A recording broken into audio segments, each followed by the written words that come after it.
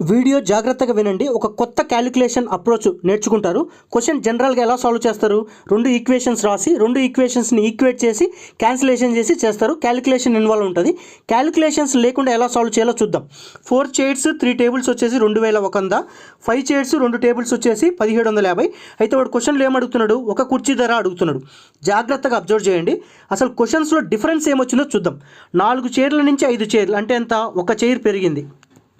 3 tables నుంచి 2 tables అంతే ఏమైంది, ఒక టేబుల్ తగ్గింది. అప్పుడు ఏమైంది, నెట్ ఎఫెక్టివ్ 2100 నుంచి 1750 అంటే 350 రూపాయలు తగ్గింది. దీని మీనింగ్ ఏంటంటే ఒక చైర్ పెరిగి ఒక టేబుల్ తగ్గితే నెట్ ఎఫెక్ట్ 350 తగ్గుతుంది. సేమ్ అదే లాజిక్ కిందికి అప్లై చేద్దాం. ఇప్పుడు 5 చైర్స్ ఉంది. 5 చైర్ని నేనేం చేస్తా, ఒక చైర్ను పెంచుతా, ఒక టేబుల్ను తగ్గిస్తే ఒక టేబుల్ అప్పుడు ఏమవుతుంది, 350 తగ్గిద్ది, 1400 అవుతుంది.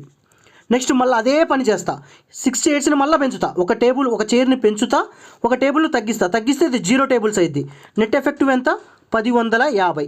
సో 7 చైర్స్ వచ్చేసి 1150, ఒక చైర్ ఏమంత అయింది, 7 1 7, 7 5 35. సో ఆన్సర్ వచ్చేసి 150.